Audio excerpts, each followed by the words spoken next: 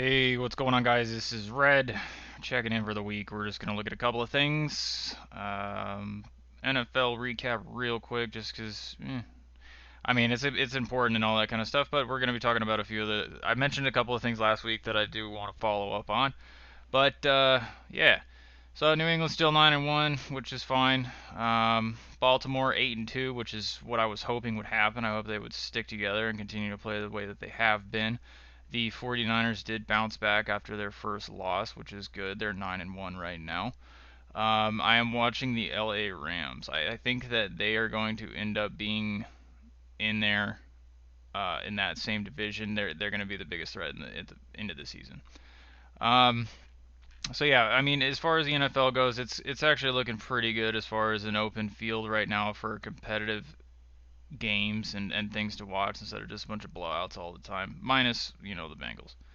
Bengals 0-10. Let's go. Okay. Moving on to what I had mentioned last week about the sub agent and dealing with non-payments or MIA guys and whatever else it may be. So if you're into this game, and if you're new to this game, or if you've just never had the experience yet and you've been in it for a long time, good for you. But the guy did reappear eventually, end up telling me what happened, yada yada yada. Said there was some issues with people that he was collecting from, and it ended up panning out where everything was fine.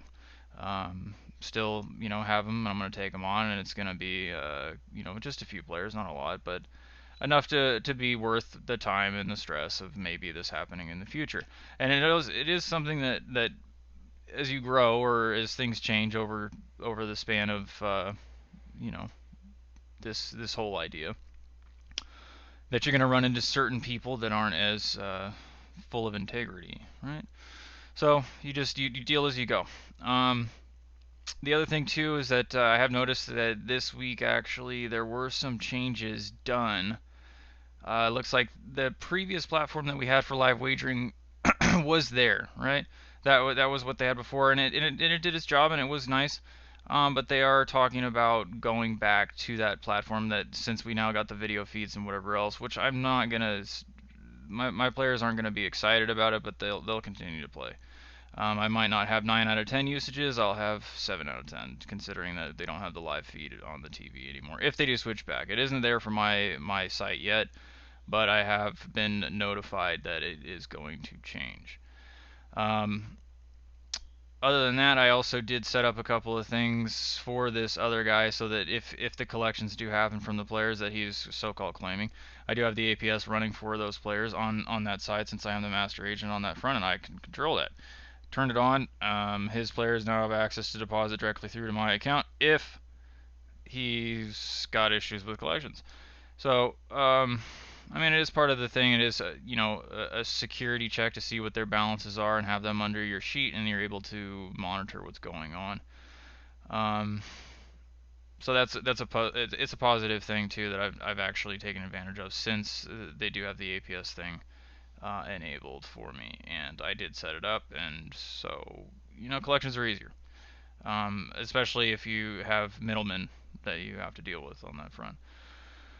Um, I do have a couple of things that I do notice.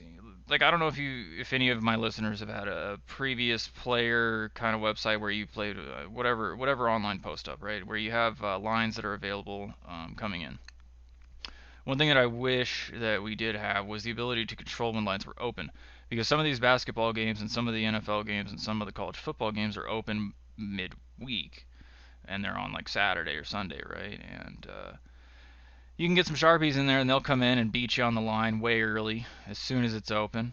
The overnight limits are in place for certain time frames, which is does help with that the night exposure on games that aren't open yet for that morning. But during the day, those lines are open for full game limits, and that is why I say I wish we had something that would control that. And they have told me that is some process on that. They are going to have a limiting factor for when lines open on by customization. I can choose when that happens.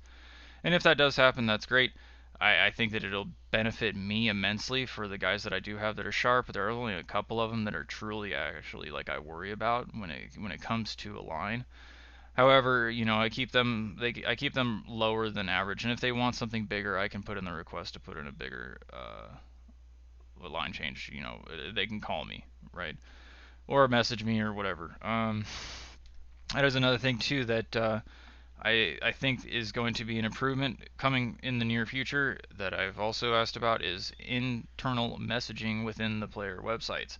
Something where a player can log in and send me a message directly without having to do anything outside of the encrypted interface, which would be a benefit to me and several other people that I know in the business where they are not getting whatever app you use, whether it be Viber or Signal or WhatsApp, and I'm not sponsored by any of these guys, so no hashtag ad.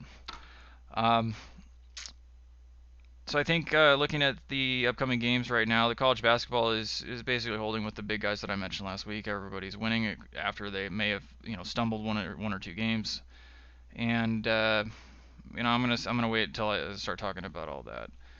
NBA is treating me pretty good. I am at a basically like a 6% hold, which is, if you don't know theoretical hold, it's 4.5% on any volume that you have coming in. Volume is it's the only thing that makes the difference between the juice, right? And that's why we offer juice on lines, because that 10 cents comes back over volume, or 15 cents or whatever your line is set to, 5.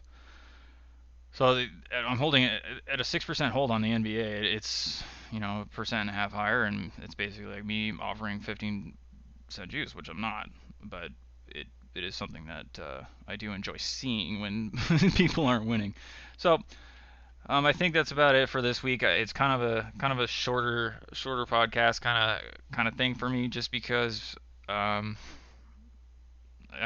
handling that situation with that guy, it took some of the time out of it, and I haven't really been watching the sports as much. So we do hope that you have a great, I guess, week. The numbers are always in your favor. And if you have any questions, concerns, comments, follows, likes, subscribes, that would be appreciated too. Have a great day.